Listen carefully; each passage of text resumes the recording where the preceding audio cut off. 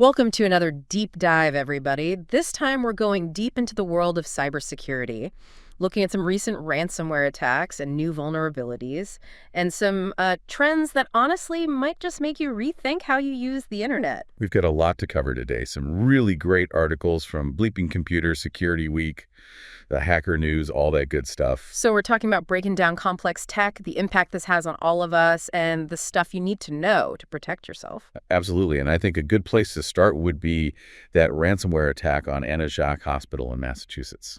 Oh, man. Christmas Day, no less.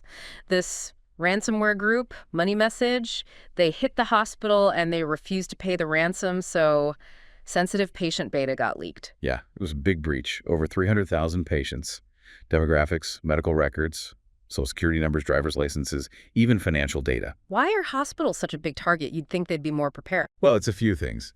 The systems they use need to be up and running constantly. I mean, for them, downtime can literally be life or death. Plus, they have all that sensitive patient data. Makes them a prime target for extortion. And unfortunately, a lot of hospitals are having trouble keeping up with cybersecurity. That's kind of scary. What about other industries? Are any others all vulnerable like that? Oh, absolutely. We're seeing more and more attacks on critical infrastructure. Supply chains are a big one, like that attack on Yonder, a major supply chain software provider, caused major disruptions. Okay, so that's why my grocery store was out of stuff for weeks. Wow. It's crazy how these attacks can impact our everyday lives. Exactly. It shows how interconnected everything is, One attack, and the effects are felt everywhere. Okay, let's switch gears a little. What about those accept cookies pop-ups? We all see them. We're supposed to read the policies, but who really does that? Yeah. I'll admit I don't always. But this case with Atrium Health is why we should. Huge data breach, over 585,000 people affected, all because of tracking technologies they used on their patient portal. Between 2015 and 2019, they were sending personal data to Google, Meta, all those companies. So even if a site looks legit, those cookies could be sharing our data without us even knowing. That's a scary thought. It is. It reminds us that data collected online can come back to bite us years later. We need to be more careful with what data we're giving away and understand those privacy policies. For sure. Speaking of being careful, let's talk about Web3. I think a lot of people think crypto is inherently secure, but that's not always the case, is it? Nope. Not at all. Hackers are always finding new ways to take advantage of vulnerabilities. Even in Web3, we've actually seen more and more attacks on Web3 professionals, specifically through these fake video conferencing apps. Fake video conferencing apps? How does that even work? They're using AI to create entire fake companies with websites and social media and everything, and then they'll invite people on Telegram to business meetings, conferences. So to join, you have to download their app. Right. And that app, it's malware designed to steal your crypto wallet data, banking info, even iCloud keychain data, and browser credentials. And they even use stolen certificates so the app looks real. Wow, so it's like a Trojan horse for the digital age. That's a great way to put it. It shows that things aren't always what they seem. Be skeptical, do your research, and be really careful with what you download. It feels like we're always playing catch up. Sometimes it does feel that way. But remember, awareness is the first step. The more we know, the better we can protect ourselves. Let's talk about some specific attack vectors and vulnerabilities. First up, QR codes. This sounds like something out of a spy movie. Okay, I'm listening. So, researchers found this new technique that uses QR codes to get around browser isolation for malicious command and control communication. Wait, QR codes, like the things you scan with your phone? Yeah, but they're using them to send malicious commands. They put them on compromised websites, and when you scan it, even if you have browser isolation, the command can still be executed on your device. So even if the website is sandboxed, the QR code can bypass that and send commands directly to malware. Exactly. And since they're just images, they usually slip past security software. Okay, I see why you said spy movie. Clever way to use something that seems harmless. Is this common? It's still pretty new, but researchers are seeing it more and more. It just shows you that attackers are always finding new ways to get around security. It's like you said earlier, defense in depth is so important. We can't rely on just one security solution anymore. Exactly. Speaking of, let's talk about some specific vulnerabilities in popular software. We've got a lot to cover, starting with SonicWall. They provide network security solutions, and they recently had to patch 6 high-severity vulnerabilities in their secure access gateway. And some of those could allow remote code execution, right? Yeah, basically, someone could take control of your device remotely. Definitely not. And it's not just them. Mattel, they provide communication solutions. They also had a vulnerability in their platform. And what's worse, a proof of concept exploit was published online. A proof of concept. Yeah, basically instructions on how to exploit the vulnerability. So anyone could use it. Pretty much. And then there's SailPoint Identity IQ. That's an identity and access management platform. And this one got a perfect 10 out of 10 on the CVSS scale. So it's as bad as it gets. Yeah. Attackers could steal credentials, data, even modify file. Takeaway here is patching is so important.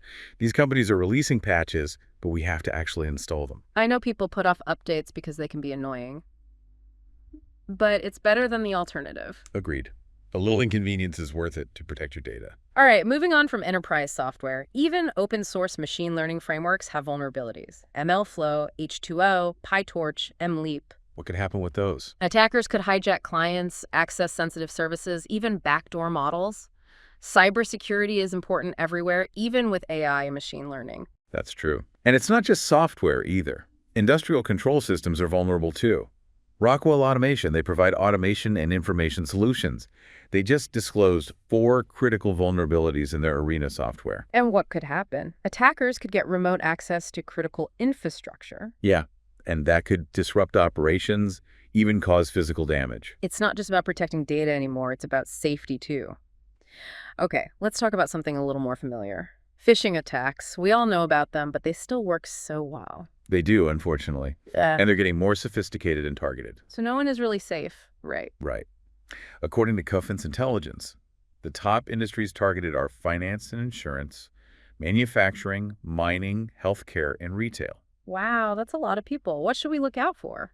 Be wary of emails from people you don't know, especially if they try to pressure you to act quickly.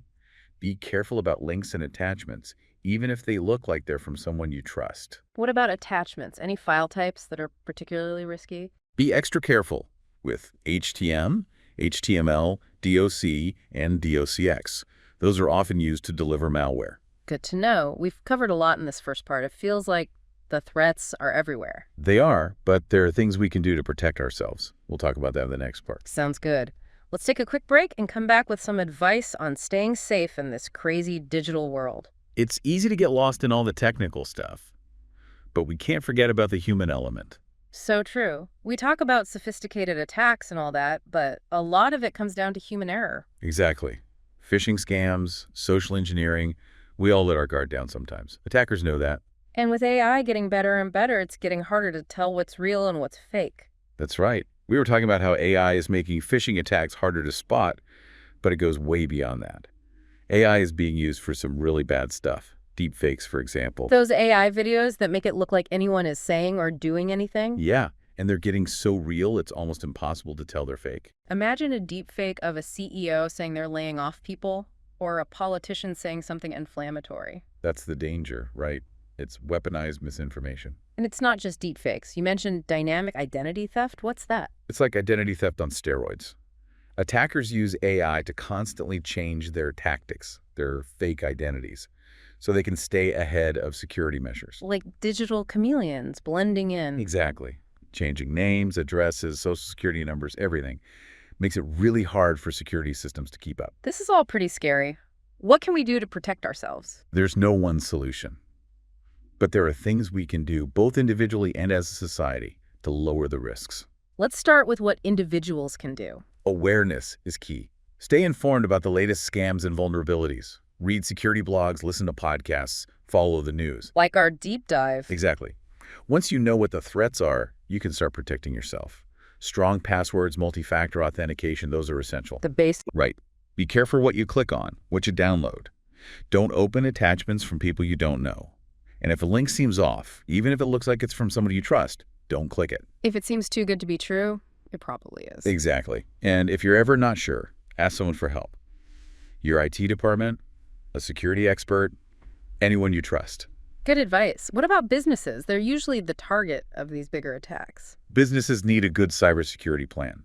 Data protection, access controls, incident response, employee training. So it's not just about the technology, it's about making sure people know what to do. Exactly. And that plan needs to be updated constantly. Cybersecurity isn't a one-time thing. It's a constant process. But all of this makes me wonder, what does it mean for the future of cybersecurity?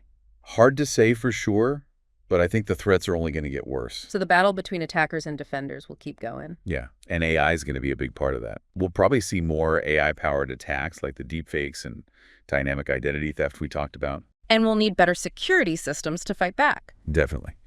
But technology isn't enough. We need to focus on the human side, too. Education and awareness. Absolutely. Yeah. We need to teach people how to stay safe online, how to spot threats. So everyone understands their role in cybersecurity. Exactly. It's a shared responsibility. Now, all of this brings up another issue, the ethics of AI in cybersecurity. As AI gets more powerful, the risks get bigger. Right. So how do we balance innovation with responsibility? We need to work together.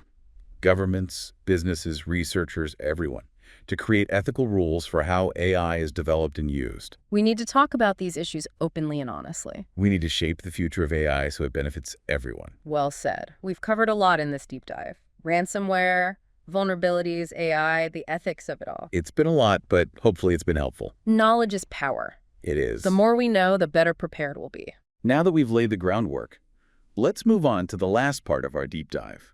We'll talk about some practical steps you can take to protect yourself and your data. Okay, so we're back for the last part of our deep dive into cybersecurity. And honestly, it's easy to feel a bit overwhelmed with all this information, right? It feels like the threats are just constantly evolving. Yeah, I get that. Yeah. It can be hard to keep up. But honestly, you don't have to be a cybersecurity expert to be safe. There are a few simple things you can do to lower your risk a lot. So, what are the key takeaways here? Where should our listeners focus their energy? The most important thing is this. Cybersecurity is everyone's responsibility. It's not just an IT problem or something for big companies. We all have to do our part. Makes sense. It's like locking your doors and windows. It's just a basic thing we do to protect ourselves. Exactly. And just like with physical security, there are some basic things we should all be doing online. We've talked about a few already. Right, like being careful about suspicious emails and links and having good passwords. Strong, unique passwords for everything. And use multi-factor authentication wherever you can. Those are really important. Those are the basics, the digital equivalent of locking your doors. Yep. And another one is keeping your software updated. Those updates might seem annoying, but they often have important security patches. It's like putting off going to the doctor. It might be a hassle, but it's better to take care of small issues before they become big problems. Perfect analogy. Preventative care is so important for our health and for our digital lives. Okay, so strong passwords, multi-factor authentication, keeping software updated. What else can we do? Be careful about what you download, especially from sites you don't know. Stick to official app stores and websites when you can. And be careful with free software. If it sounds too good to be true, it probably is. So a little healthy skepticism online is always good. For sure. And don't be afraid to ask for help if you're unsure about something. If you see a weird email or a website that looks sketchy, just ask your IT department or a security expert you trust. They can tell you if it's safe or not. Better safe than sorry. And I think that's a great takeaway from all of this.